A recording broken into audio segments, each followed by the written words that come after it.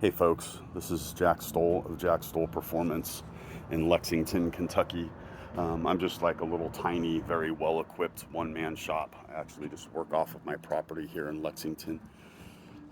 This is a Gen 3 Hemi swap in a 95 Dakota that I'm doing for a customer.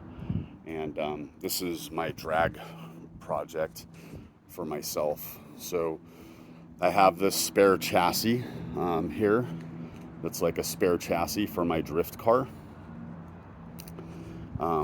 I drew up these brackets in CAD based on stuff that I'd seen from a lot of other people and tried to take sort of the best of all of that stuff and prototype them in 16 gauge a couple times before arriving at this.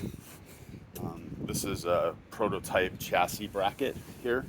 I'm going to run shorter upper bars to get the chassis to react a little more quickly on a small tire. These are Jegs chromoly bars, and then some rod ends that I bought online. In the car, I have the plates welded in for the number one bar that the main hoop will come off of. I believe I'm going to do a 25.5 cert cage in this car, which should be good down to like 750 in the quarter mile. I hope that the car will be quite quick. This 5.3 will be a rod and piston engine with a mild cam, and I'm thinking of running two 78 75s on it, kind of large turbochargers.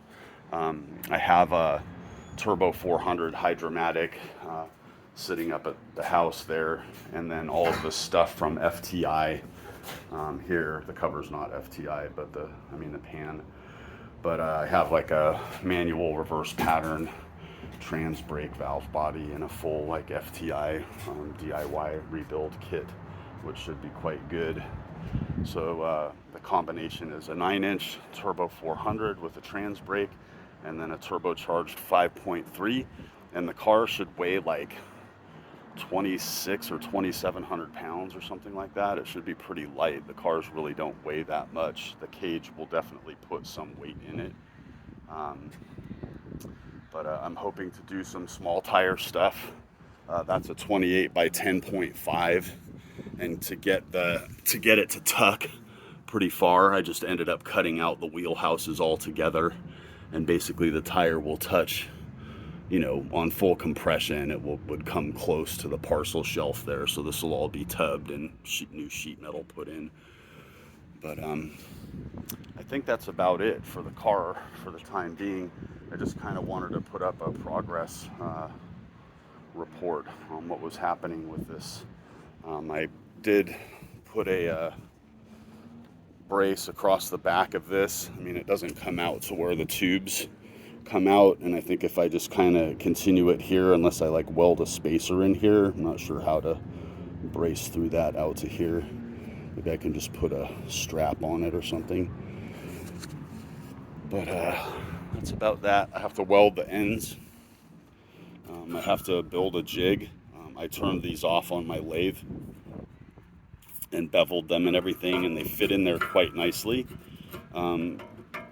And it might be okay if I align it just kind of using the housing, but I think I'm better off putting a bar all the way through the differential and both ends to make sure things are as straight as possible.